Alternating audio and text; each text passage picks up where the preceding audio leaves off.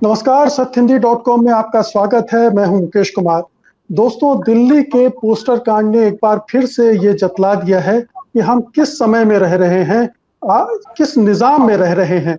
हालांकि पोस्टर कांड अब सुप्रीम कोर्ट में पहुंच गया है, लेकिन आप जानते ही हैं कि एक पोस्टर की वजह से दिल्ली पुलिस ने 24 लोगों को गिरफ्तार कर लिया है और 24 मुकदमे भी उनके खिलाफ एफआईआर भी दर्ज हो गए हैं।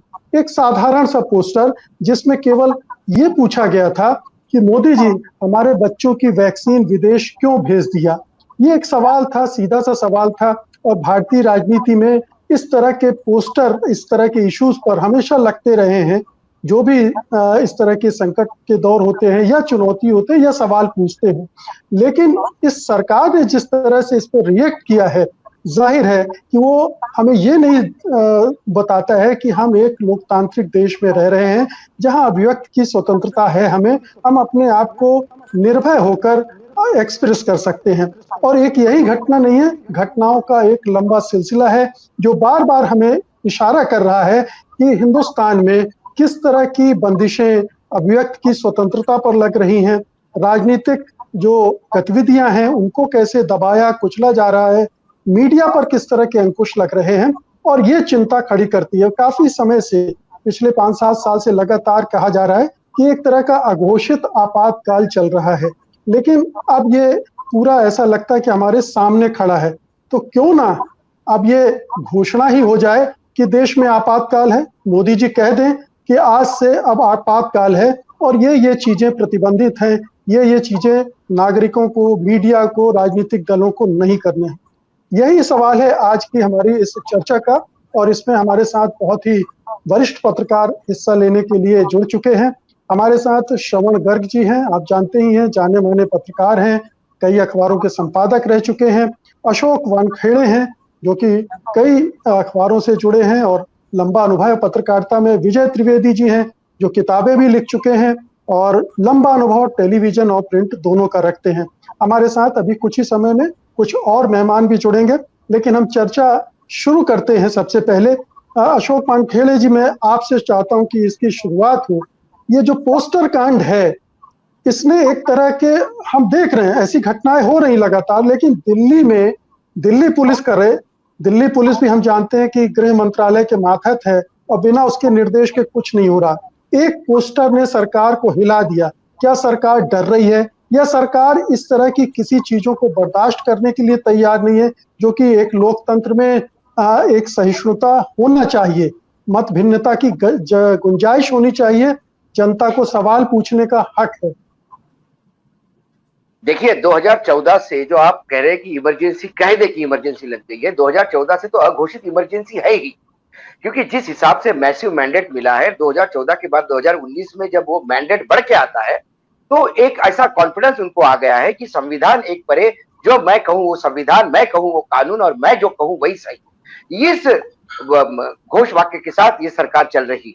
सवाल यह है कि जब उत्तर प्रदेश में लगातार पत्रकारों पे केसेस बुक हो रहे थे, लगातार नेशनल सिक्योरिटी एक्ट लग रहा था, इलाहाबाद हाईकोर्ट ने जिस हिसाब से धज्जियां उड़ाते हुए वो सब रिजेक्ट किया, तो हमें लग रहा था कि वो जंगल राज जो है, जो अभिव्यक्ति की आजादी है, वो शायद उत्तर प्रदेश में खतरे में है। लेकिन इस पोस्टर कार्ड ने तो ये दिखा दिया है कि ये दिल्ली में भी खतरे में आई। मुझे समझ में नहीं आता, उन्होंने, जिसने भी पोस्टर लगाया, उन्होंने क्या कोई बदतमीजी की, क्या उन्होंने कोई गाली दी? उन्होंने सिर्फ एक सवाल पूछा और वो सवाल वाजिबी है। यदि आपके पास बेहतरीन तरीके के वैक्सीन पूरे देश में इतने थे कि लोग जा रहे, लगा रहे, फिर भी खाली पड़े हैं, जगह खाली पड़ी है, वैक्सीन हमारे पास बचा है, क्या करो ये समझ में नहीं आ रहा है। ऐसी स्थिति में यदि कोई पूछता तो फिर होता कि तुम जबरदस्ती क्यों सरकार को पूछ रहे हो, परेशान कर रहे हो? सरकार अपना काम कर रही है, वैक्सीन की कमी है क्या? इस देश में वैक्सीन की भयावह कमी है। 18 साल के ऊपर के बच्चों को जो वैक्सीन का अलाउड कर दिया है, उसके बाद आज कई स्लॉट दिल्ली में अवेलेबल नहीं। हर राज्य वैक्सीन मांग रहा है, हर राज्य बोल रहा है कि 1 दिन की, 2 दिन की वैक्सीन है। ऐसे में यदि 6 करोड़ 5 करोड़ वैक्सीन बाहर जाती है, जो सरकार कहती है कि हमने दे दी है, तो उसके बाद तो सवाल पूछेगा कोई। हाँ, सरकार ये कह सकती है कि हमने उसका एक्सप्लेनेशन भी दिया, लेकिन वो एक्सप्लेनेशन इतना मजाक था कि उन्होंने कहा कि ये जो हमने दिया है वो ऑब्लिगेटरी कॉन्ट्रैक्ट के तहत हमने कुछ वैक्सीन दी है। उसके बाद उन्होंने कहा कि सिर्फ 1 करोड़ हमने लोगों को अपना एहसान जताने के लिए या कोई समाज सेवा करने के लिए दी। सवाल 1 करोड़ का नहीं है, सवाल 5 करोड़ का भी नहीं है। सवाल है तब आप बोलते हो कि ये ऑब्लिगेशन लीगल हमारा कॉन्ट्रेक्चुअल ऑब्लिगेशन था इसलिए हमको देना पड़ा, तो फिर आज वो एक्सपोर्ट बैन कैसा हो गया? आज क्या उस कॉन्ट्रेक्चुअल ऑब्लिगेशन को आपने बैन नहीं किया? क्या आपके पास वो अधिकार नहीं थे कि इमरजेंसी सिचुएशन में जब देश में बहुत ज्यादा महामारी मची हुई है तो आपने वो एक्सपोर्ट बंद कर दिया और आज इंटरनेशनल कोई कहीं रिपरकेशन इसके दिख नहीं रहे हैं। प्रश्न ये है कि आपने जब वैक्सीन बांटी तब आपने पूरे विश्व में महिमा मंडन किया आपने आपका। आज वैक्सीन कम है, किसी ने एक सवाल पूछा, मोदी जी, उन्होंने जी लगा के पूछा, मोदी जी हमारे बच्चों की वैक्सीन विदेश क्यों भेजी? बस इस सवाल पे आपने उनको कहा कि एक गरिमा को ठेस पहुंची है, बहुत सारी पहुंची है। मेरे बचपन में हम तो लगातार नारे सुनते थे, तब जनसंघ था, बाद में भाजपा हो गया, वारी इंदिरा तेरा खेल, सस्ती दारू महंगा तेल और क्या क्या नहीं करते। आज आम आदमी पार्टी के खिलाफ लगातार भारतीय जनता पार्टी के लोग पोस्टर्स लगाते हैं और आग उगलते हैं कि आपने ऐसा क्यों किया, आपने ऐसा क्यों किया। तो क्या मुख्यमंत्री की इज्जत नहीं है? सिर्फ प्रधानमंत्री की इज्जत इस देश में है। लेकिन अभिव्यक्ति की आजादी है, आप किसी को पूछ सकते हो। ये अभिव्यक्ति की आजादी शिवसेना को भी तकलीफ दे रही थी। जब किसी ने एक पोस्टर छापा या किसी ने कमेंट किया सोशल मीडिया पे तो वो भी बहुत उनको लगा कि ये हम पे हमला किया गया है। उसके बाद कोर्ट ने सबकी औकात दिखा दी कि ये बोलने की अभिव्यक्ति की आजादी है। तो उसके बाद सर्वोच्च न्यायालय ने तो उत्तर प्रदेश सरकार को ये तक कह दिया कि सोशल मीडिया पे कोई यदि आपके खिलाफ बोलता है तो वो आप अच्छा फीडबैक समझ के अच्छा गवर्नेंस के लिए यूज कीजिएगा। लोगों को बोलने का अधिकार है, उनको आप रोक नहीं सकते। ये बोलने के बाद भी वहां लगातार केसेस बुक हो रहे हैं। उसी से मुझे लगता है कि ये जरूरत से ज्यादा उत्साही लाल हो गए। उनको लगा ऐसे पोस्टर लगाने से बहुत ज्यादा बदनामी होगी। अब बचा क्या है? पूरा देश में जो मौत का थैमान बचा है, 4 आपके आसपास के जो चमचे हैं, यदि वो कह रहे होंगे कि देश बहुत अच्छा चल रहा है, देश बहुत अच्छा चल रहा है, एक नकली वेबसाइट आप किसी इंटरनेशनल मैगजीन के नाम से, न्यूज़पेपर के नाम से चला के किसी घर में बैठ के फ्लैट में एक आर्टिकल दिखाते हो कि कहते हो कि विश्व के अखबार हमारे प्रधानमंत्री के खिलाफ लिख रहे हैं। सही मायने में केस तो उस पर चलना चाहिए जिसने इस प्रधानमंत्री को बदनाम किया। विदेश के उस अखबार को बोलना पड़ा कि आपके यहाँ नकली वेबसाइट चला रहा है, कोई ऐसा कर रहा है। ये प्रधानमंत्री की बदनामी है। अनुपम खेर सही कह रहा है कि भैया आप क्या कर रहे हो, छवि बना रहे हो कि छवि बिगाड़ रहे हो? सही मायने में तो भाजपा के लोग ही प्रधानमंत्री की छवि बिगाड़ रहे हैं। इस पोस्टर से छवि नहीं बिगड़ती, इस पोस्टर से सीना चौड़ा होता है कि इस देश में आजादी है, इस देश में लोकतंत्र है, इस देश में अभिव्यक्ति की आजादी है। यदि आपने इसका सवाल पूछा तो वो उसके बाद तो तमाम, मुझे लगता है कि इसके बाद तो इस दिल्ली में शायद ही कोई नेता होगा। यदि इसी कानून के तहत आप लोगों को अरेस्ट करने बैठे होंगे तो बीजेपी में ना कोई नेता बचेगा, ना कोई आम आदमी पार्टी में नेता बचेगा, ना कोई कांग्रेस में नेता बचेगा, क्योंकि हर एक ने एक दूसरे के खिलाफ बोला है और हर एक ने एक दूसरे के साथ दीवारें रंगाई है। मुझे लगता है ये सरकार अब बिल्कुल ऐसी स्थिति पे आ गई है, असमंजस की स्थिति पे आ गई है। सरकार को जरा भी आलोचना अब बहुत बड़ा एक अपने पे हमला लगता है, क्योंकि अब वो जान चुके हैं कि गलतियां उनसे इतनी हुई है कि अब इस गलती को समेटना मुश्किल हो गया है। जी श्रवण जी, ये पोस्टर विवाद मतलब अगर आप देखें तो एक छोटी सी घटना है, लेकिन ये बहुत कुछ कहती है। इसके पहले और बड़ी बड़ी घटनाएं हो चुकी हैं जो कि हमें बताती है कि देश में किस तरह से सरकार चल रही है, किस तरह से ये पूरा निजाम चल रहा है। लेकिन एक पोस्टर पर इतना बावेला खड़ा कर देना, 24 लोगों को अरेस्ट कर लेना, उनमें दिहाड़ी मजदूर हैं, छोटे मोटे काम करने वाले लोग हैं जिनका सीधे तौर पर इस पोस्टर से कुछ लेना देना भी नहीं है, उनको भी अरेस्ट करना, उनके खिलाफ एफआईआर करना, क्या बताता है? मुझे जो लगता है मुकेश जी, वो ये लगता है कि ये बड़ा सांकेतिक है। जो एक्शन है ये जब सरकारें या सत्ताएं बदहवास हो जाती हैं और उनका जब आत्मविश्वास हिलने लगता है और उनको लगता है कि सरकार के खिलाफ बहुत बड़ा षड्यंत्र चल रहा है। अभी इस समय कैंपेन चल रही है सरकार नहीं कहूँगा मैं, भाजपा के जितने संगठन हैं और आरएसएस है, वो इमेज बिल्डिंग की चल रही है और उसका मूल स्वर यह है कि सरकार के खिलाफ एक षड्यंत्र चल रहा है, एक व्यक्ति के खिलाफ षड्यंत्र चल रहा है और ये षड्यंत्र विदेशी ताकतें चला रही। तो ये पूरे असंतोष को, वैक्सीन को या ऑक्सीजन को लेकर जो असंतोष अब बढ़ रहा है उसको कैसे कंटेन किया जाए, कैसे रोका जाए, उसके 2 तरीके हैं। या तो आपूर्ति बढ़ाई जाए, तुरंत बढ़ाई जाए, इसमें ये हुआ है कि ऑक्सीजन की आपूर्ति तो हो गई है काफी। आप दिल्ली में देखेंगे गाँव में तो हॉस्पिटल ही नहीं है, तो ऑक्सीजन का कोई सवाल ही नहीं, सबसे ज्यादा मौतें हो रही हैं। पर दिल्ली को आप चुप कर दें तो बहुत सारी चीजें ठीक हो जाती है।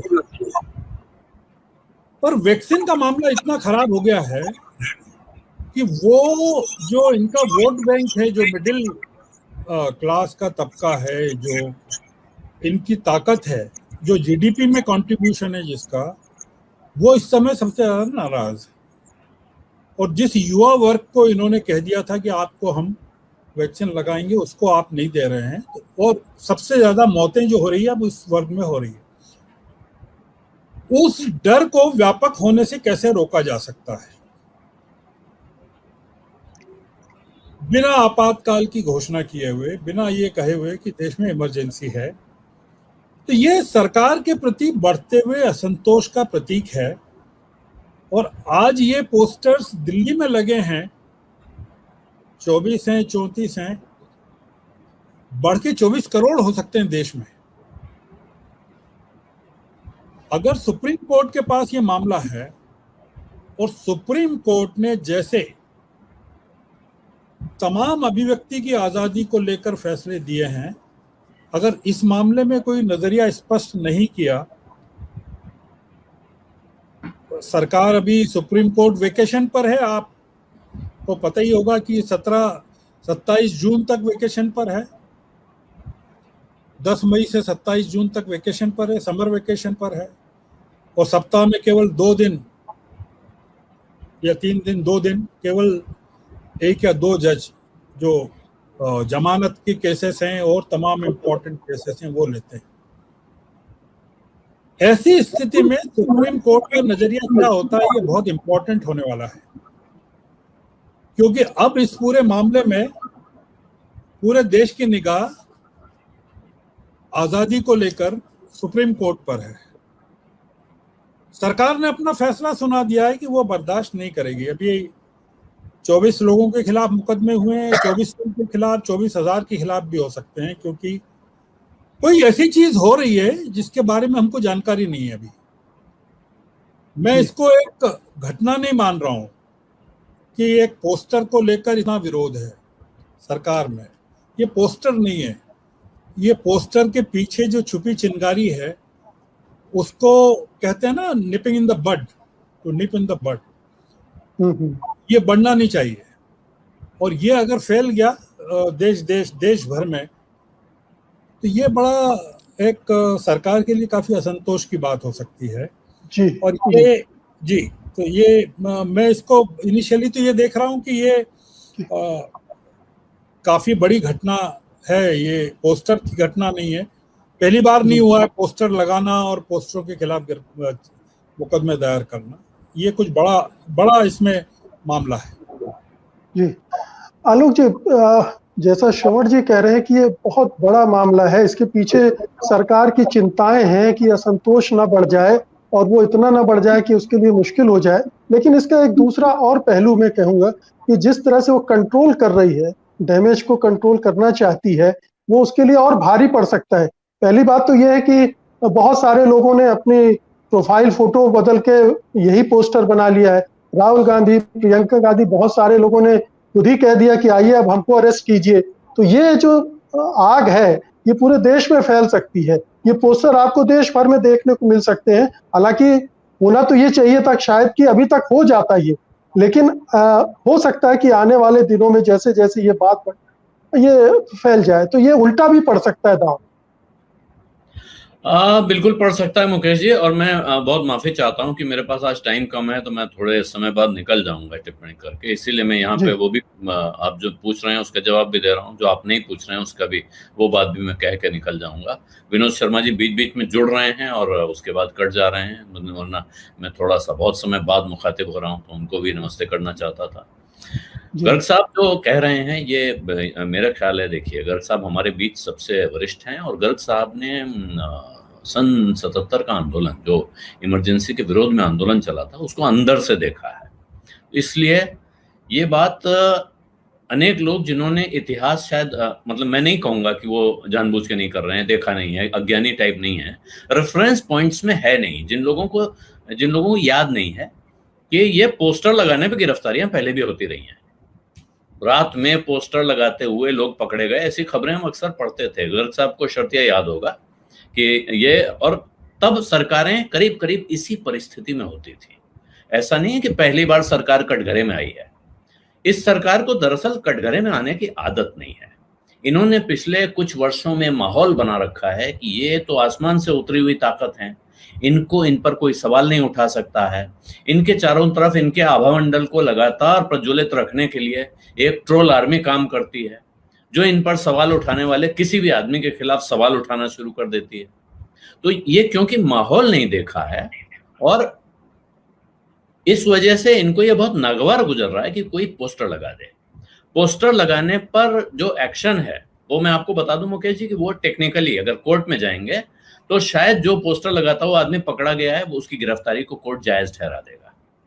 कायदा यह है कि कोई पर्चा भी छपे, उस पर्चे पर प्रिंटर और पब्लिशर का नाम होना चाहिए। अगर इस कागज पर वो नाम नहीं है, लगाने वाला पकड़ा जाएगा। लेकिन अभी आप कह रहे हैं प्रियंका गांधी ने कहा कि तो मैं अपनी प्रोफाइल फोटो लगा दूं, तो अभी आईटी एक्ट में क्या पब्लिशिंग के वो नियम आ गए हैं कि नहीं मुझे नहीं मालूम है कि यहां भी मुझे अपनी फोटो के साथ प्रिंटर पब्लिशर का नाम लिखना है। लेकिन यहां ये साफ है, ये बयान कौन दे रहा है, दीवार पर लगे हुए पोस्टर में साफ नहीं है।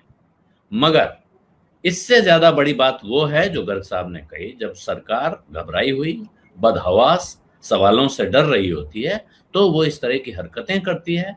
और जब वो इस तरह की हरकतें करती है तो हर सरकार के पास हर दौर में more loyal than the king बहुत सारे लोग होते हैं जो अपने ऊपर, जैसे सरकार में टॉप पर बैठे हुए आदमी को खुश करने के लिए 3-4 आदमी उसके नीचे, उनको खुश करने के लिए 5-7 आदमी उनके नीचे, ऐसे वो एक बड़ी लंबी ट्रेल चलती है जिसमें खुश करने की सीमा क्या होगी फिर ये तय करना मुश्किल हो जाता है।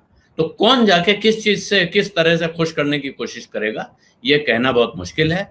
लेकिन ये नहीं कहा जा सकता है कि ये सरकार की इच्छा के विपरीत हो रहा है। सरकार चाहती बिल्कुल ऐसा ही है, या सत्ता प्रतिष्ठान चाहता बिल्कुल ऐसा ही है कि जरा सी जुबान खोलने वाले की जुबान पे मोहर लगा दी जाए, बंद कर दी जाए वो जुबान, किसी की हिम्मत ना हो कि वो सवाल करे। वरना अगर ऊपर से आपके अंदर लोकतांत्रिक वो होता आपका मन, तो इस वक्त तक दुनिया के कौन सा देश, मुझे बताइए कोई मुल्क जिसके प्रधानमंत्री, जिसके एग्जीक्यूटिव हेड लगातार इस कोरोना काल में निकलकर रोज रोज प्रेस कॉन्फ्रेंस नहीं कर रहे हैं या एक एड्रेस नहीं कर रहे हैं शाम को। हमने ब्रिटेन के प्रधानमंत्री की बहुत आलोचना की शुरुआत में, साहब संभाल नहीं पा रहे हैं, चल नहीं पा रहे हैं, ये नहीं है, अकल नहीं है, दिमाग नहीं। लेकिन उस हालत में भी लगातार वो आदमी सामने खड़ा होकर बात करता रहा। डोनाल्ड ट्रंप ने भी बात की और जो नए राष्ट्रपति आए हैं वो भी बात कर रहे हैं। ये हमारा देश एक अनोखा देश है जहां कोई बात नहीं करेगा। बात करेगा तो क्या करेगा, सत्तारूढ़ पार्टी का अध्यक्ष विपक्षी पार्टी की नेता को चिट्ठी लिखेगा कि आपकी पार्टी के लोग बड़े गैर जिम्मेदार हैं। गैर जिम्मेदार उनकी पार्टी के लोग हैं, जिम्मेदारी आपके कंधे पे है, जनता ने आपको बैठाया है।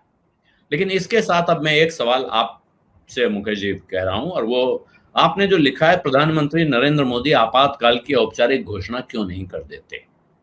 ये जो है ना, ये थोड़ा हूल देने का अंदाज है, जो पहले भी देखिए तमाम चीजों में किया गया है, जो प्रगतिशील वामपंथी लोग करते रहे हैं कि ये भारतीय जनता पार्टी वाले मंदिर कब बनाएंगे, ये बीजेपी वाले वहां क्या कब करेंगे, 3 तलाक कब करेंगे।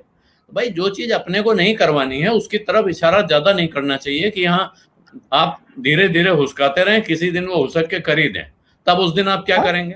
आलोक जी, हमारे उकसाने से वो उकसने वाले नहीं होते जी, होने वाले लेकिन वो फिर भी बखूबी जानते हैं वो हमारे कहने से सरकार नहीं चल रही है।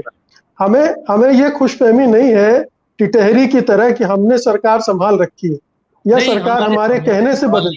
मेरा लेकिन ये प्रश्न है कि जब इतनी सारी चीजें हो रही है, सवाल उठाना है तो आलोक जी ये सवाल ही है कि जब इतनी सारी चीजें हो रही हैं तो भाई ये क्यों नहीं। ये अघोषित आपातकाल की बात हम लोग पिछले 6-7 साल से लगातार कर रहे हैं। बिल्कुल सही है कि ये तो अब ये जो घटना हुई है ये और क्या दिखाती है। जी और आपातकाल क्या होता है, यही होता है जी आपातकाल। जी विजय जी, मैं अब आप मुकेश जी इजाजत चाहता हूँ, माफी चाहता हूँ, जी प्लीज मुझे प्लीज थोड़ा प्लीज रहना आप, चाहिए था, लेकिन कुछ जी जरूरी कोई काम दिक्कत, है इसलिए निकलना जी जरूर जरूर प्लीज। विजय जी, इसको कितना बड़ा लक्षण मानते हैं, ये पोस्टर वाली जो घटना हुई है और जो तमाम घटनाएं हो रही हैं, क्या आपको लगता है कि इमरजेंसी में अभी कोई कमी रह गई है? मुकेश जी, जो घटना हुई है पोस्टर वाली, इसका कोई लॉजिक मुझे नहीं दिखाई देता कि इस तरह से कुछ लोगों को अरेस्ट किया जाए। जो और वो लोग जिनको अरेस्ट किया गया ना, उनका तो एक्चुअली शायद उनमें से ज्यादातर लोग उस पोस्टर को पढ़ना भी नहीं जानते होंगे कि उस पोस्टर पर लिखा क्या है, क्योंकि वो पोस्टर चिपकाने वाला वो रिक्शे वाला और ये सब होगा आदमी। लेकिन जो हम बात कर रहे हैं वो थोड़ा सा एग्जेजरेशन है, समझे, कि इस तरह से, क्योंकि जो अभी आलोक जी भी जिस बात का जिक्र कर रहे थे कि सरकारों में ऐसे बहुत सारे लोग होते हैं जो मोर लॉयल देन किंग होते हैं, और वो अपनी लॉयल्टी जाहिर करने के लिए अलग अलग तरीके के अड़खंजे सवाल घटनाएं कुछ कुछ करते रहते हैं, कभी अरेस्ट करते हैं, ये करते हैं, क्योंकि इससे कोई पॉलिटिकल कोई बड़ा नुकसान हो रहा था या कुछ हो रहा था, बल्कि जितना हुआ है ये अरेस्ट करने से ज्यादा हुआ है। लेकिन हो सकता, इसमें मैं कतई नहीं मानता कि, मतलब मुझे नहीं लगता, हो सकता है आपको लगता हो कि प्रधानमंत्री ने या गृह मंत्री ने, होम मिनिस्टर ने या बीजेपी अध्यक्ष ने कोई आदेश दिया होगा दिल्ली पुलिस को कि ऐसा किया जाए। मुझे नहीं लगता कि विजय दिल्ली जी, पुलिस के विजय कमिश्नर साहब ने भी इसका कोई आदेश दिया होगा, लेकिन वो नहीं, विजय जी लॉयल्टी का मैं एक ऐसा। एक विजय जी, एक सवाल मैं कर रहा हूँ। ये जो कार्रवाई हुई है ना, दिल्ली के किसी एक पुलिस स्टेशन से नहीं हुई है, ये 4 डिवीजन, 4 जो एरिया है वहां की पुलिस ने कार्रवाई की। तो इसके बारे में दिल्ली पुलिस के कमिश्नर को पता होगा नहीं होगा, मैं ऐसा नहीं मानता। गृह मंत्रालय को पता नहीं होगा, मैं ऐसा नहीं मानता। ऐसा मानने की भूल कैसे कर सकते हैं? दिल्ली पुलिस ऐसा करेगी? बात कर रहा हूँ कि मैं ये कह रहा हूँ कि आदेश उन्होंने नहीं दिया होगा, जानकारी नहीं होगी, ऐसा नहीं कह रहा हूं मैं ये कह रहा हूँ कि होम मिनिस्टर इसका आदेश देगा, ऐसा मुझे नहीं लगता। कम से कम उसकी जानकारी उनको होगी, ऐसा नहीं होगा कि जानकारी नहीं होगी, कि जानकारी नहीं हो सकती, लेकिन वो लॉयल्टी जो जाहिर करने का जो एक तरीका हम लोगों ने अपना लिया है वो इस रास्ते पर ले जाता है, और इसका फायदा सरकार को होगा ऐसा भी मुझे कतई नहीं लगता, क्योंकि इसका तो लॉजिक ही मुझे नहीं समझ में आता है जो कुछ हुआ है पूरे पोस्टर कांड में। बल्कि मैं समझता हूँ कि जो प्रतिक्रिया हुई है वो कम प्रतिक्रिया हुई है। जी, ठीक है, हमारे साथ वरिष्ठ पत्रकार विनोद शर्मा जी भी जुड़ गए। विनोद जी, आप जी, हाँ प्लीज विजय जी अपनी बात पूरी कर लें। नहीं, विनोद जी को बोलने दीजिए, विनोद जी हमारे सीनियर लोगों में से हैं। जी विनोद जी, ये पोस्टर वाली जो घटना है, हम लोग पिछले कई सालों से ये बात करते आ रहे हैं कि एक ऐसी परिस्थिति हिंदुस्तान में बनी हुई है जिसे आप कह सकते हैं कि आपातकाल अघोषित रूप से लागू है। जगह जगह पर ऐसी बहुत सारी घटनाएं हुई हैं, उनको अगर जोड़कर आप देखें तो स्थितियां कमोबेश आपातकाल जैसी दिखती है। अब प्रश्न ये है कि इसे घोषित क्यों नहीं किया जा रहा है?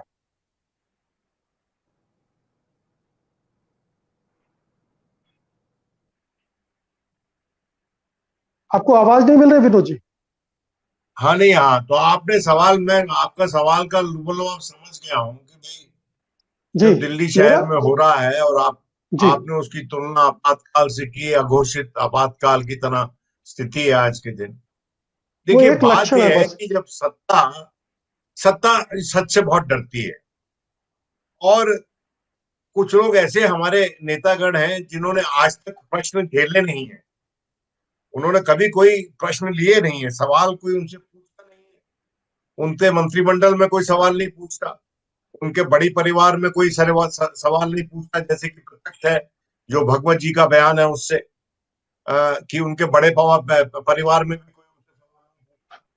तो जब जनता सवाल पूछना शुरू करती है तो उससे मैं समझता हूं ऐसे व्यक्ति को जो सवाल झेलने का आदी नहीं है, और इससे पहले एक और व्यक्ति हम ऐसा जानते थे जिसका नाम इंदिरा गांधी था, वो सवाल झेलने की आदी नहीं थी, तो उनका जो रिएक्शन होता है वो कुछ ऐसा ही होता है। मुझे याद है कि आपातकाल के दौरान कॉफी हाउस हुआ करता था, कनॉट प्लेस में ओपन हाउस कॉफी हाउस था, इंडियन कॉफी हाउस, और वहां पर तख्ती लगी होती कि यहाँ पर राजनीतिक चर्चा करना वर्जित है, आप यहाँ पर राजनीतिक चर्चा नहीं कर सकते। वहां तख्ती लगी होती थी। क्योंकि वो कॉन्स्टिट्यूशनली डिक्लेयर्ड आपातकाल था।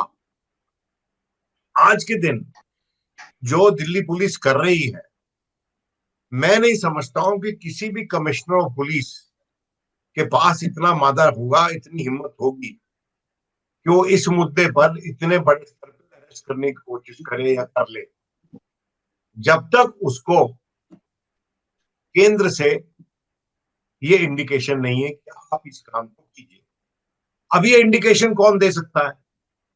देखिए, कमिश्नर ऑफ पुलिस दिल्ली में लेफ्टिनेंट गवर्नर को अकाउंटेबल है, और लेफ्टिनेंट गवर्नर जो है होम मिनिस्टर। तो इसमें लेफ्टिनेंट गवर्नर जो है ना, वो बेगानी शादी में अब्दुल्ला दीवाना है, उसके निर्देश पे ये नहीं हो सकता। ये निर्देश जो है ये केंद्र से ही आया है। हम नाम भी ले सकते हैं, लेकिन नाम लेने की नहीं है। आजकल सिस्टम की बड़ी चर्चा है कि सिस्टम फेल कर गया, हम लोगों तक हेल्थ की फैसिलिटीज नहीं पहुंचा सके, सिस्टम फेल कर गया। तो ये फिर सिस्टम मैनिपुलेट हो रहा है कि नहीं? जो सिस्टम की मैनिपुलेशन है उस पर चर्चा नहीं होती है, सिस्टम के फेलियर पे चर्चा होती है। और सिस्टम फेल को कब करता है? सिस्टम जो है वो आवारा कब हो जाता है? या उसका मिसयूज हो या उसका मैनिपुलेशन हो। अब मुझे समझ नहीं आता कि पैंडेमिक के दौरान इसको, इस बात का इतना पतंगड़ बनाने की क्या जरूरत है? सार्वजनिक जीवन में लोगों पे आरोप लगते हैं, लोगों पे आक्षेप लगते हैं, लोगों पे तंज कसे जाते हैं। मैं बहुत छोटा हुआ कर लगता है कि विनोद जी डिस्कनेक्ट हो गए हैं। अशोक जी, मैं आपके पास आ रहा हूँ। ये कुछ प्रश्न एक तो आलोक जी ने उठाया कि क्या हमें ये प्रश्न करने का अधिकार है कि इसको घोषित क्यों नहीं कर देते, या घोषित को घोषित डिक्लेयर ही क्यों नहीं कर देते। जब इसी तरह से राजकाज चलना है तो फिर तो उसके अपने नुकसान होंगे, क्योंकि दुनिया भर में फिर ये मैसेज जाएगा कि ये आपातकाल लागू हो गया हिंदुस्तान में, तो उसकी बदनामी बड़ी होगी। शायद उससे बचने के लिए ऐसा कर रहे हैं कि वो बदनामी ना झेलनी पड़े और अपना काम भी इसमें होता रहे। मुझे लगता है कि मुकेश जी, हम लोगों के पैनल में श्रवण जी ऐसे एक व्यक्ति है जिन्होंने जेपी आंदोलन में हिस्सा भी लिया था। उन्होंने इमरजेंसी को देखा है, इमरजेंसी को झेला है। वो जो कह रहे हैं कि ये मात्र पोस्टर पे एक्शन नहीं है, इसके पीछे बहुत बड़ी एक चीज सामने आने वाली है, जिसका आप ये कह रहे हैं कि अभी उद्घोषित क्यों नहीं करते। लबोलबाब वही है। मैं थोड़ा सा हमारे मित्र से थोड़ा ये होता हूं, मैं उनकी इस बात को नहीं मानता कि ऊपर तक पता नहीं होगा, क्योंकि वर्तमान में 2014 से लेकर आज तक हमने देखा हमारे प्रधानमंत्री बहुत ही छोटी छोटी चीजों में इंटरेस्ट रहता है उसका। वो पब्लिक की नब्ज पे किस गांव खेड़े में किसी ने अच्छा काम किया तो उसका भी वो रेफरेंस देते। नेपाल में भूकंप हो गया तो नेपाल के पहले उनको पता पड़ता है। तो मैं नहीं मानता कि ये अरेस्ट हो गई होगी और प्रधानमंत्री को पता नहीं होगा। उसके बाद सोशल मीडिया पे एक मूवमेंट चला, वो प्रधानमंत्री को पता नहीं होगा। बिल्कुल पता होगा, लेकिन वो चुप है। मैं किसी की तुलना नहीं करता या किसी को महिमा मंडित नहीं करता, क्योंकि कांग्रेस ने आपातकाल लगा के वो ऐसा एक कांड कर दिया जिसका पाप कांग्रेस आने वाले 100 साल तक नहीं धो सकती। लेकिन मैं एक उदाहरण देता हूं छोटा। यूपीए की सरकार में प्रियंका गांधी के नाम का स्पेलिंग गलत हो गया था। एक इन्विटेशन कार्ड, जो उनको इन्विटेशन कार्ड भेजा गया था किसी सरकारी कार्यक्रम का, उसमें उनके नाम का स्पेलिंग गलत हो गया था। ये बात बाहर आ गई तो सीनियर ऑफिसर ने, जिसने ये नाम लिखा था, उसको सस्पेंड कर दिया। ये बात जैसे ही मीडिया में आई, तुरंत प्रियंका गांधी की यहां से मैसेज गया कि किसी हालत में उस व्यक्ति पे एक्शन नहीं होनी चाहिए। मेरा नाम गलत स्पेल करना कोई बहुत बड़ी घटना नहीं, और इसमें कोई सजा देने वाली बात नहीं। ये हो सकता है। तो यदि प्रधानमंत्री के नॉलेज में नहीं होता, गृह मंत्री के नॉलेज में नहीं होता, तो वो बोलते कि कैसे अरेस्ट कर रहे हो लोग, क्या पूछा उन्होंने पूछा, पूछने तो ऐसे सैकड़ों, जब हम अपक्ष विरोधी पक्ष में थे, विरोध में थे, हम भी पूछते थे ऐसे।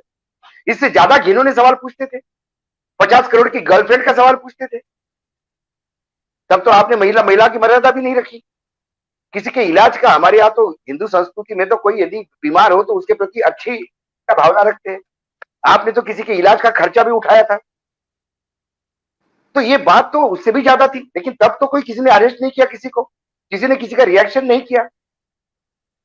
प्रश्न ये है कि आज आप पूरी तरह से फेल हो गए हैं, ये बात आप समझ गए, और उस फेलियर को संभालने के लिए आपके पास कोई तंत्र नहीं है, क्योंकि जिन लोगों ने आपको फेल किया वही लोग आपके पास आज भी बैठे हुए, वही लोग आपको और गड्ढे में उतार रहे हैं, नई नई बातें करके, और आप उतरते जा रहे हो। ऐसे में जब कोई सवाल पूछता है तो वो सवाल आपको बहुत बड़ा मिसाइल लगता है, वो सवाल आपको षड्यंत्र लगता है, वो सवाल आपको विदेशी ताकतों का एक षड्यंत्र। कौन विदेशी ताकत, आज कौन सी विदेशी ताकत फ्री है भाई? सब लोग कोविड से लड़ रहे हैं, कौन फ्री है तुम्हारे देश में अव्यवस्था करने के लिए? कौन सी विदेशी ताकत इसके पीछे होगी कि ये पोस्टर छपाने के लिए उन्होंने कुछ किया होगा? और ये पोस्टर ऐसा कौन सा था कि बहुत बड़ा स्कूप निकाला, सरकार को बदनाम करने का प्रयास किया? एक सिंपल सवाल है कि हमारे बच्चों की वैक्सीन आपने क्यों भेजी? उसके बाद बीजेपी के जो आईटी सेल और जो उनके अंधभक्त है, उन्होंने एक नया सवाल मार्केट में छोड़ा है। उसके बाद सोनिया जी, आप हमारे बच्चों का पैसा विदेश क्यों लेके गई? प्रश्न है, सोनिया गांधी विदेश लेके गई पैसा, हम मानते हैं, चलो आपकी बात मान ले। तो भैया 2014 से लेके आज तक सत्ता में हो ना आप, तो इस 7 साल में ना आप वडरा से पैसा निकाल पाए, ना सोनिया गांधी का विदेश का पैसा अंदर ला पाए, जो बड़ी बड़ी लिस्टें छपती थी आपकी सोशल मीडिया पे। ऑन द कॉन्ट्ररी, जो लोग चले गए तुम्हारे पीरियड के समय 2014 के बाद, जो भगोड़े हैं, उनको वापस नहीं ला पा रहे। हर चौथे दिन बाद हेडलाइन छपती कि विजय मल्ल्या आ रहा है, चौक से आ रहा है, मोदी आ रहा है, फिर बाद में धीरे से छोटी खबर छपती कि उन्होंने फिर स्टे ले लिया है। सवाल है कि आप जब विफल होते हैं, मैं बिल्कुल मानता हूं श्रवण जी की बात, कि आप घनघोर रूप से विफल हो गए हैं, और अब आपको इस ऐसे एक्शन लेने के लिए आपके पास ताकत है। वो जो आपको इतना बड़ा मैसिव मैंडेट मिला है लोकसभा में, वो आपको लगता है वो आपको ताकत है जो संविधान के भी ऊपर उठ के आप अपनी बात मनवाना चाहते हैं। और वही कारण है कि ये उन्होंने किया, और ये इंडिकेशन है, ये सिंबॉलिक है। मैं बिल्कुल श्रवण जी की बात मान रहा हूं। यदि ये सिंबॉलिक है, और कल यदि सर्वोच्च न्यायालय में ये टिक गया, ये अरेस्ट प्रॉपर है और ऐसा पूछ नहीं सकते, उसके बाद तो फिर मुकेश जी नंबर सबका है जो बैठे हैं यहाँ पे, क्योंकि सवाल हम सब पूछते हैं और उससे कड़े सवाल पूछते हैं। तो अब न्यायपालिका की तरफ देख रहे हैं सब लोग, और जिस हिसाब से आजादी की अभिव्यक्ति को न्यायपालिका लगातार गार्ड करके आ रही है, क्या प्रधानमंत्री के मामले में न्यायपालिका क्या रुख अपनाती है, ये देखना है।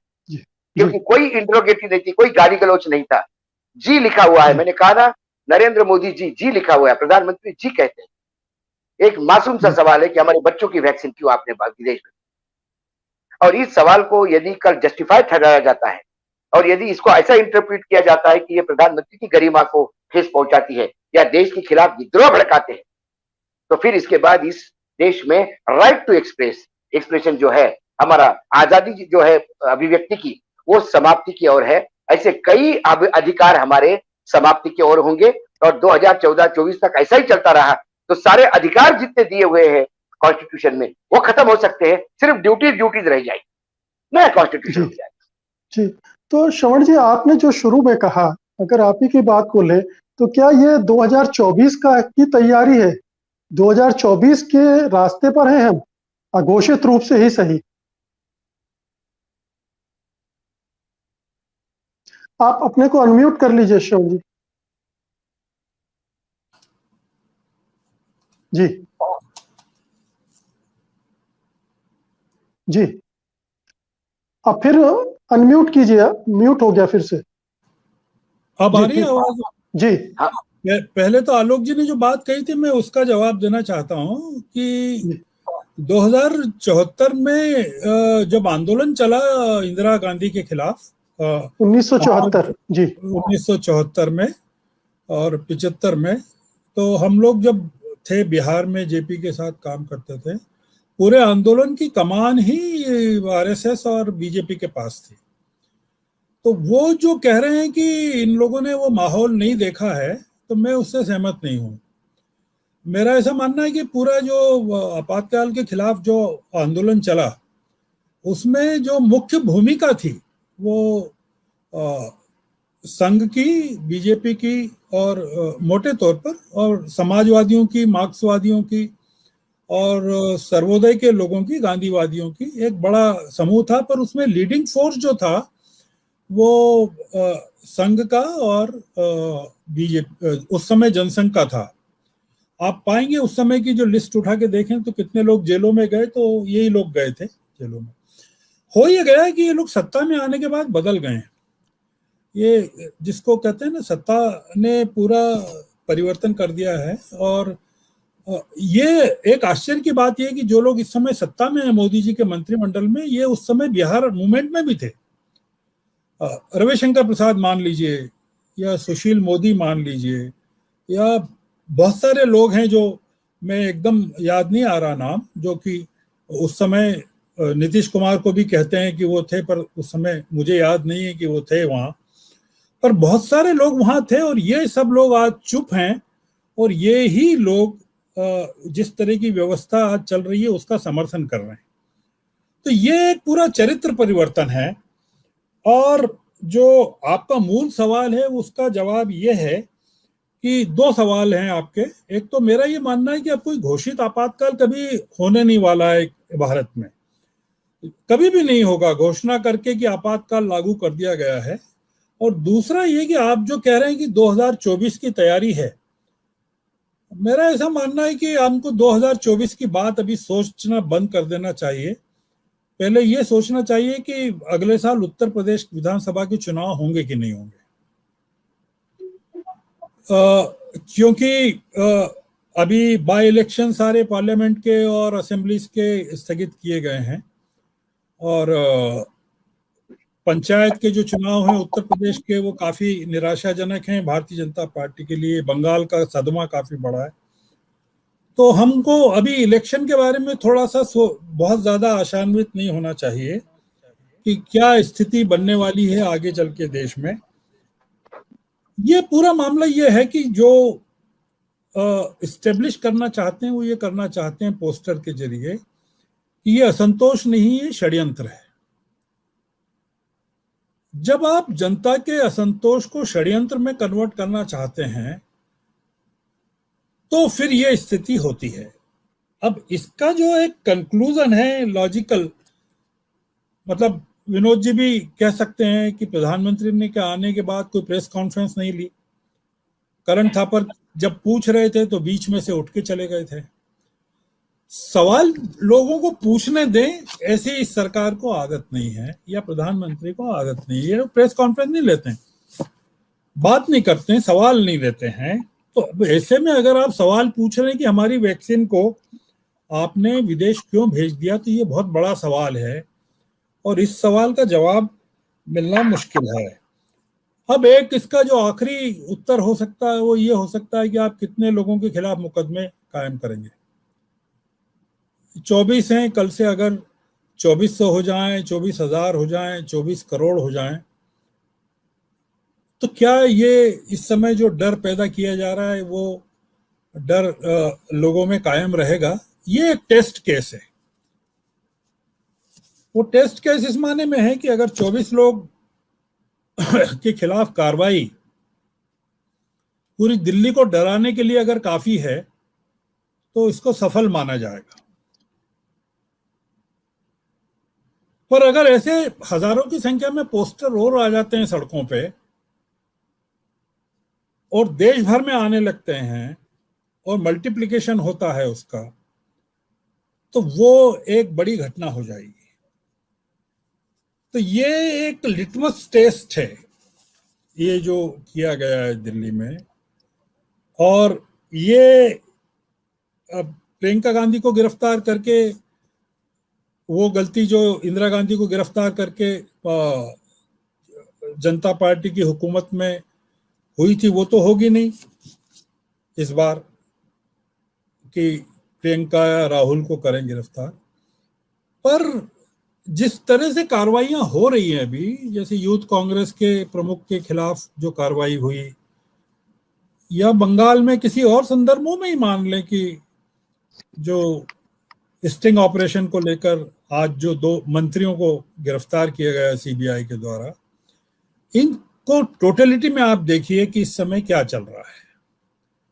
तो एक इस तरह का माहौल बन रहा है जिसमें लोग डरना शुरू कर दें और सवाल पूछना बंद कर दें और बात करना बंद कर दें आपस में कि जो भी चल रहा है वो ठीक नहीं चल रहा है। तो ये हम सब लोगों के लिए परीक्षा का समय है ये, और सबसे बड़ा समय तो सुप्रीम कोर्ट के लिए, अदालतों के लिए है कि वो बोलने की आज़ादी को या अभिव्यक्ति की आज़ादी को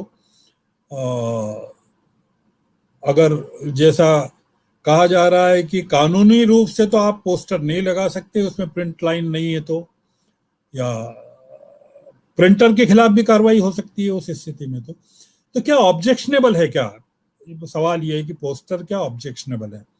क्या उसमें आपत्तिजनक है? क्या वो क्या उसमें देशद्रोह है? क्या उसमें राजद्रोह है? क्या उसमें कोई ऐसी मांग की गई है कि सरकार को बदल देना चाहिए, हटा देना चाहिए, या जनता को भड़काया जा रहा है? क्या एक सिंपल सा सवाल है।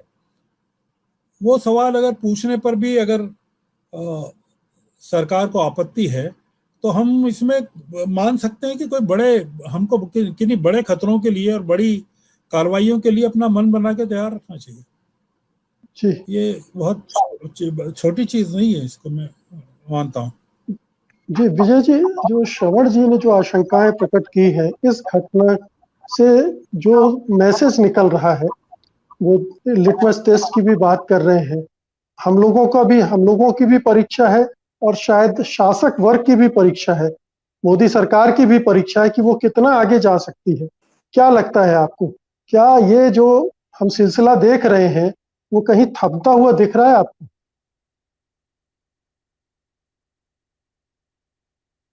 अनम्यूट कर लीजिए विजय जी।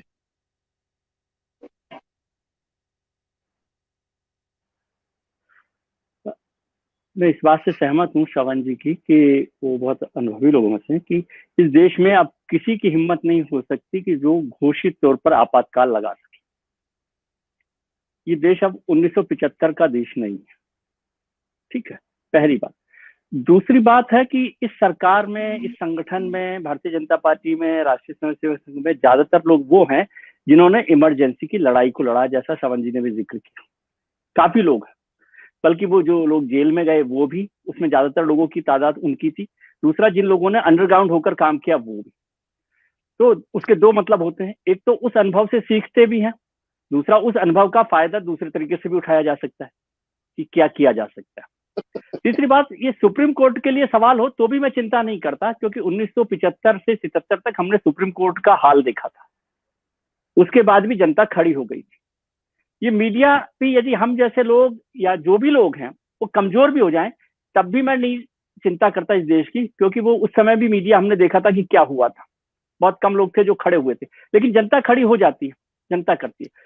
मूल प्रश्न है कि सत्ता जो होती है आमतौर पे वो सच और सवाल दोनों से डरती है, ये उसका टेस्ट है। इसको मैं एग्जेजरेशन मानता हूं कि हम आपातकाल की तरफ चलने की बात कर रहे हूं, आपातकाल हो जाएगा, घोषणा होगी कि नहीं होगी, और आज भी आपातकाल है ऐसा मैं नहीं मानता। इसका मतलब है कि हमने आपातकाल को स्टडी नहीं किया। यदि हम आज आपातकाल कह रहे हैं, अघोषित आपातकाल, या 4 लोगों को गिरफ्तार करने, 25 लोगों को गिरफ्तार करने को आपातकाल कह रहे हैं, तो मैं उसको ठीक नहीं मानता। वो मैसेजिंग हो सकती है सरकार की तरफ से या किसी भी विजय जी ये एक घटना नहीं है, ये मैं बहुत सारी घटनाओं को जोड़कर बोल रहा हूं। मैं बहुत सारी घटनाएं आपको जोड़ के बताता हूं कि आपातकाल को या तो हमने पढ़ा नहीं या हमने सीखा नहीं कि आपातकाल में क्या हुआ था। मैं ये नहीं, आज आपातकाल की चर्चा और आज की चर्चा ये नहीं कर रहा कि आज हम स्वर्ग सुख में जी रहे हैं या कुछ हो रहा है, लेकिन आपातकाल कहना एग्जेजरेशन है।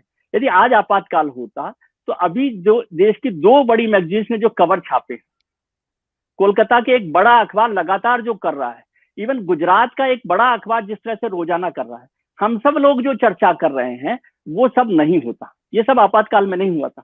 आपातकाल में लाखों लाख लोग गिरफ्तार किए गए थे, रातों रात गिरफ्तार किए गए थे, खत्म कर दिया गया था सब कुछ। आज वो नहीं हो रहा। लेकिन ऐसा नहीं है कि सब कुछ ठीक चल रहा है, सब कुछ ठीक नहीं चल रहा है। इसलिए इस लड़ाई को जारी रखना चाहिए कि आपातकाल हो या नहीं हो, घोषित है या अघोषित है, लेकिन ये लड़ाई सच बोलने की और सवाल खड़े करने की हमेशा जारी रखनी चाहिए, ऐसा मैं समझता हूँ। और मुझे नहीं लगता कि अब इस देश को डरने की जरूरत है कि कोई भी सरकार, कितने भी बहुमत की सरकार हो, वो यहाँ पर आपातकाल लगाकर किसी को बंद कर सकती है। किसी का मुंह बंद कर सकते। विनोद जी, जो श्रवण जी ने कहा था, मुझे लगता है कि वो ये कह रहे थे कि रणनीतिक रूप से अब घोषित आपातकाल नहीं होगा, लेकिन बाकी चीजें जो आपातकाल की होंगी वो सारी चीजें होंगी। विजय जी को लग रहा है कि एक्सेजरेशन है अभी इस तरह से कहना कि ये घोषित आपातकाल है या हम आपातकाल की तरफ बढ़ रहे हैं। आपको क्या लगता है, ये अघोषित आपातकाल की जो लक्षण है जो हमें दिख रहे हैं, उसमें उससे आप क्या अर्थ निकालेंगे? इसको सिर्फ एक्सेजरेशन माना जाए या वास्तविक चिंता के करीब है?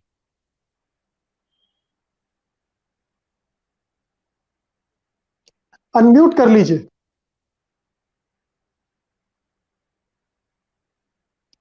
अनम्यूट कर लीजिए।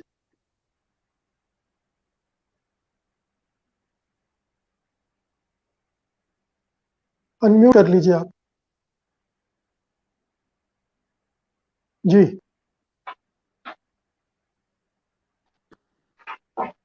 हाँ हाँ जी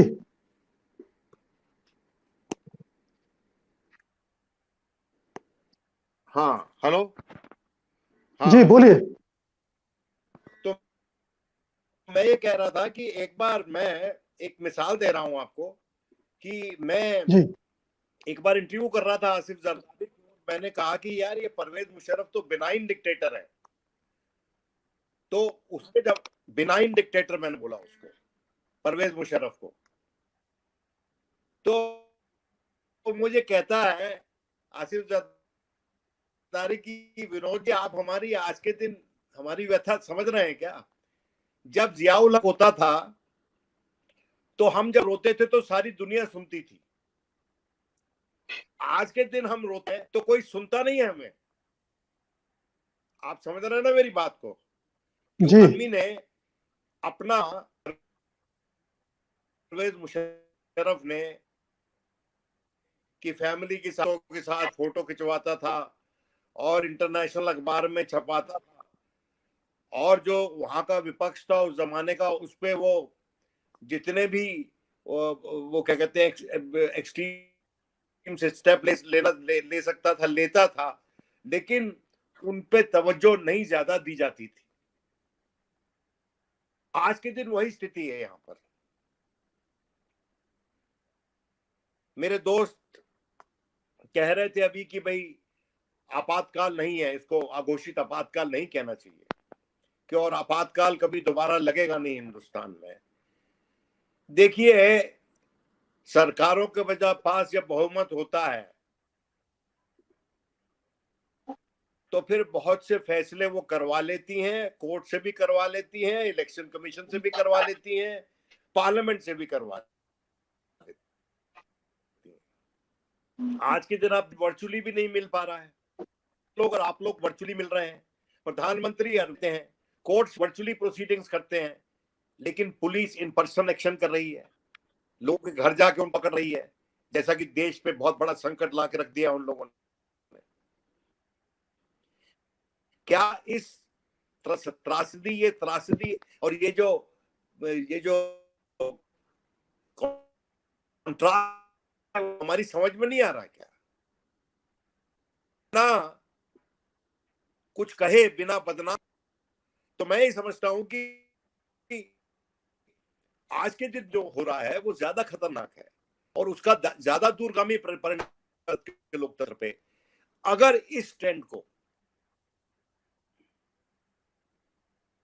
हमने रोका नहीं, और ये बहुत भारी ब्लफ है कि कह रहे हैं कि हम लोकतांत्रिक तरीके से चल रहे हैं, लेकिन जितनी भी बातें हमने इमरजेंसी के दौरान देखी और सुनी वो आज के दिन हो रही हैं। आपने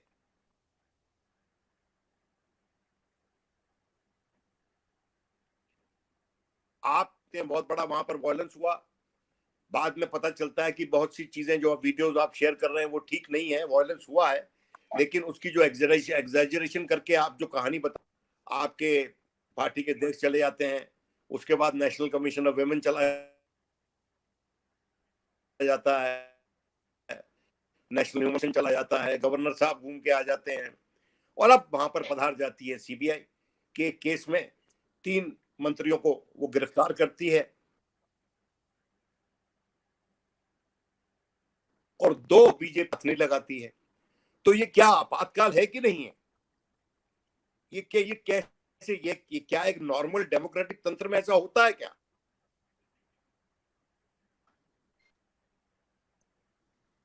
पूछना चाहता हूं अपने मित्रों, बता दें मुझको कि आप को इस तरह से मैनिपुलेट ना मैलिएबल बना रहे हैं। जब जब इलेक्शन होते हैं आपका इलेक्शन एनफोर्समेंट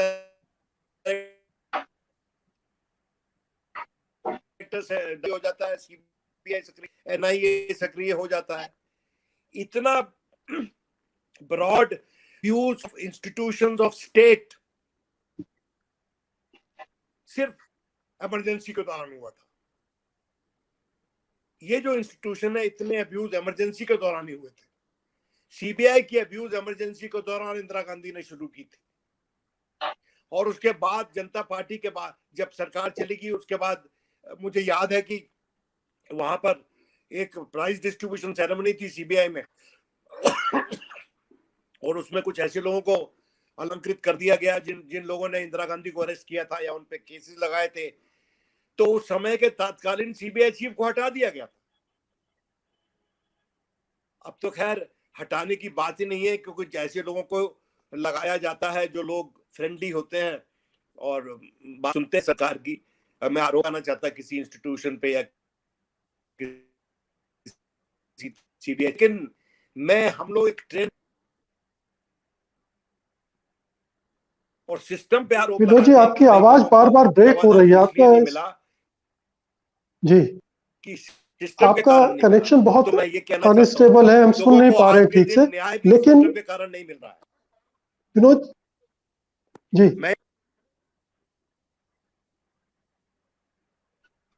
जी तो मैं आपके पास आ रहा हूँ वानखेड़ी जी, मैं आप ही के पास आ रहा हूँ। विनोद जी ने जो कहा, एक बड़ी पिक्चर हमारे सामने रख दी है कि आप केवल कुछ अखबार, 1-2 टीवी चैनल को देखकर ये नहीं कह सकते कि हमारे देश में अभिव्यक्ति की आजादी है, जबकि बड़ा मीडिया का हिस्सा सरकार के पीछे खड़ा हो गया हो। इसी तरह से बहुत सारी जो हमारी जो कॉन्स्टिट्यूशनल संस्थाएं हैं, संवैधानिक संस्थाएं हैं, उनका जो गलत इस्तेमाल हो रहा है, वो अपने आप में इमरजेंसी की घोषणा भी कर रहा है परोक्ष रूप से। आप कुछ कहना चाहते हैं, लेकिन इसके पहले मेरे स्पष्ट कर दीजिए। नहीं, बिल्कुल। विनोद जी ने एक बहुत बढ़िया उदाहरण दिया, जो पाकिस्तान की राजनीति को लेकर उनका इंटरव्यू का उन्होंने कोट किया, और वो बहुत बड़ी बात है कि इमरजेंसी तो घोषित है अघोषित रूप से, ताकि आप रो भी नहीं सकते हो कि इमरजेंसी लगी है, और आप अभिव्यक्ति की आजादी भी नहीं कर सकते हो क्योंकि अघोषित है। प्रश्न ये है, अभी विजय जी कह रहे थे कि आपने इमरजेंसी को समझा नहीं। इमरजेंसी में बहुत ब्रूटल तरीके से लोगों के साथ व्यवहार किया गया, लेकिन इमरजेंसी घोषित हुई, उसके बाद ये सब चीजें हुई। तो लोग तैयार थे, लोगों को पता था कि ये चीज होना है, कि हमारे कोई अधिकार ही नहीं है तो हमको जेल में जाना है। यहां तो अधिकार भी है और नहीं भी है, अभिव्यक्ति की आजादी है, लेकिन आप बोल दोगे तो आपने पोस्टर छाप दिया, आपने सवाल पूछा, आप जेल के अंदर हो। ये ज्यादा डेंजरस है। जो सामने से होता है वो ये छुपा हुआ हमला है, और ये अभी नहीं है। ये मैं बार बार कहता हूं, मैं क्यों कहता हूं कि श्रवण जी का इंडिकेशन है। ये 21 लोगों की गिरफ्तारी नहीं है, ये 21 का आंकड़ा नहीं है, ये टेस्टिंग पॉइंट है। इसका रिएक्शन क्या होता है, क्या हो रहा है। जिस राज्य में चुनाव होते हैं वहां सीबीआई और इनकम टैक्स का लगातार उपयोग होता है। लोग थोड़ी देर के लिए चिल्लाते हैं और उसके बाद चुप हो जाते हैं, तो उसका क्या हुआ। उसके बाद भी लगातार बंगाल के चुनाव में भी सीबीआई का और ईडी का उपयोग हुआ। जिस कांड में आज मंत्री अरेस्ट हुए, उसमें तो 2 लोग वो भी हैं जो बीजेपी के साथ हैं। जो आसाम में बीजेपी के मुख्यमंत्री है, उसके ऊपर तो बीजेपी ने वहां विधानसभा नहीं चलने दी थी, इतने आरोप लगाए थे भ्रष्टाचार के। तो फिर क्या ये धमकाने की बात नहीं है? ये तो राजनीति में भी अभिव्यक्ति नहीं है। यदि आप यदि आपने कुछ भ्रष्टाचार किया या आप पे आरोप है, और यदि आप हमारे विरोधी हो, तो आप या तो हमारे साथ आ जाइए या जेल जाइए, 2 ऑप्शन है। तो नारायण राणे से लेकर तमाम लोग साथ में हैं, रातों रात चले जाते हैं। और हमने देखा है, कलकत्ता का आज का ही उदाहरण है, 6 लोगों में से 4 लोगों को अरेस्ट किया, 2 लोग छोड़ दिए गए, जबकि चारों पे वही केस है। और वो 2 लोग वो है जो बीजेपी में ज्वाइन कर लिया। एक संजय काकड़े जिसके ऊपर ईडी का केस था, इंडिपेंडेंट राज्यसभा था, उसको ईडी वाले बुलाते हैं, वो तुरंत बीजेपी को सरकार को समर्थन करता है, ईडी वाले वापस चले जाते हैं, उनकी राज्यसभा समाप्त हो जाती है, वो घर जाते हैं, फिर ईडी वाले एक्टिव हो जाते हैं, फिर वो बीजेपी में उपाध्यक्ष बन जाते हैं, बोलते कि मैं पार्टी के साथी हूं, मुझे माफ करिए, तो फिर ईडी वापस चली जाती है। ऐसे सैकड़ों उदाहरण बताता हूं मैं। एक अघोषित इमरजेंसी नहीं तो क्या नहीं है, ये तो सिर्फ 4 है, ये दिल्ली का लिटमस है। अभी तक इन्होंने बता दिया आपके ऊपर कुछ आरोप है, आप हमारे साथ आ जाइए, नहीं तो आप जेल जाइए, पहला। दूसरी बात, आप हमारे खिलाफ कुछ कहेंगे तो हम सामाजिक रूप से सब आपको बहिष्कार करेंगे, सारे ट्रोल करने लगते हैं। उसके बाद अब आप पोस्टर छाप दिया आपने, अब इसका लिटमस है, यदि ये पोस्टर में सजा होती है, और सजा इसलिए होती कि पोस्टर के कंटेंट गलत थे, देशद्रोह थे, तो उसके बाद फिर क्या कोई बोल पाएगा, एक सवाल भी उठा पाएगा, पार्लियामेंट के फ्लोर पे भी सवाल उठा पाएगा? फिर तो वो वही होगा जो सवाल उठाता है, उसके ऊपर आरोप लगेंगे। बहुत बड़ी बात है ये नहीं है कि इमरजेंसी, अघोषित इमरजेंसी भी ज्यादा तकलीफ वाली है। इमरजेंसी मालूम है अपने पास है, और ये इमरजेंसी मतलब लोगों को सारे विश्व देख रहा है कि हमारे पास सारे अधिकार है, और अधिकार तो है ही नहीं, क्योंकि जब भी अधिकार का उपयोग करने जाते हैं तब तक तुरंत कुछ ना कुछ लग जाता है। गवर्नर का यूज इंदिरा गांधी ने भी किया। गवर्नर का यूज इंदिरा गांधी ने किया कि गवर्नर एक लाइट पे लेटर लिख देता है कि सरकार बर्खास्त की जाए, और बर्खास्त होती थी। लेकिन गवर्नर कैंपेन नहीं चलाते थे उस जमाने में सरकार के खिलाफ, जैसा हमने राम नाईक जी को देखा उत्तर प्रदेश में, अभी वर्तमान में बंगाल में देख रहे हैं, महाराष्ट्र में देख रहे हैं। महाराष्ट्र में तो गवर्नर इतने आगे चले गए कि गृह मंत्री को बोलना पड़ा कि गवर्नर को थोड़ा सा कंट्रोल में रहना चाहिए। ये क्या है? ये कौन सा संविधान के तहत सरकारें चल रही है? मेरा मानना है जब संविधान का वायलेशन होता है वो इमरजेंसी है, और यदि संविधान का वायलेशन होने के बाद आप इसको सहन कर रहे हो तो आप इमरजेंसी की तरफ उसको ढकेल रहे हो, क्योंकि उसको एक कॉन्फिडेंस आ जाता है कि मैं कुछ भी करूं, अब मुझे कोई बोलने वाला नहीं जी। और जो बोलता है उसको चुप किया जाता है। आरबीआई के गवर्नर हो, उनको निकाल दिया जाता है। अभी एक साइंटिफिक कोविड के एक एडवाइजरी बोर्ड पे एक जो चेयरमैन थे उन्होंने इस्तीफा दिया, और उन्होंने कहा कि सरकार को जिद है, जहां साइंटिस्ट को नहीं सुना जाता, जहां इकोनॉमिस्ट का सुना नहीं जाता। और श्रवण जी को मैं थोड़ी सी एक बात बताना चाहूंगा। श्रवण जी ने कहा कि उस इमरजेंसी में यही लोग जयप्रकाश का आंदोलन फ्रंट पे लड़ रहे थे, लेकिन उस जमाने में अडवाणी जैसे, अटल जी जैसे जो लोग फ्रंट पे लड़ रहे थे, क्योंकि जो वर्तमान में मंत्री है वो तो वहां वर्कर थे, सामान्य वर्कर थे, जो रणनीतिकार थे। आज वो बीजेपी में कहां है? क्या वहां की बीजेपी और आज की बीजेपी में फर्क नहीं है? प्रधानमंत्री को मुखौटा कहने के बाद अरेस्ट नहीं हुआ कोई। अटल जी को मुखौटा कह दिया था, उसके बाद अरेस्ट नहीं हुआ कोई, लेकिन यहां पे सिर्फ सवाल पूछने पे अरेस्ट होते हैं, क्योंकि वो बीजेपी भी समाप्त हो गई है। अभी बीजेपी माने नरेंद्र मोदी जी है, और नरेंद्र मोदी जी ही प्रधानमंत्री है, नरेंद्र मोदी जी ही देश है, नरेंद्र मोदी जी ही हिंदुत्व है, और नरेंद्र मोदी जी ही राष्ट्रवाद है। तो जो सवाल पूछेगा वो देशद्रोही है। जी, समय खत्म हो गया, इसलिए इस चर्चा को हम यहीं खत्म करेंगे। लेकिन बहुत सारी चीजें उभर कर आई इस चर्चा में। श्रवण जी ने वो खतरों की तरफ इशारा किया है, एक तरह की टेस्टिंग हो रही उसकी बात की है। विजय त्रिवेदी इस बात में सहमत नहीं है कि स्थितियां इतनी विकट हो गई कि इमरजेंसी कहा जा सके। विनोद शर्मा जी ने बड़े स्पष्ट रूप में कहा कि हमें केवल 1-2 घटनाओं को नहीं, पूरे तंत्र को देखना चाहिए, तमाम संवैधानिक संस्थाओं को किस तरह से मैनिपुलेट किया जा रहा है, किस तरह से उनका दुरुपयोग किया जा रहा है।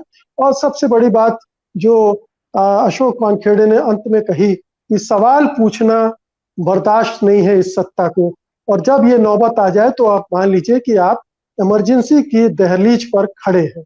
बहुत बहुत शुक्रिया आप सभी का इस चर्चा में हिस्सा लेने के लिए। धन्यवाद। नमस्कार।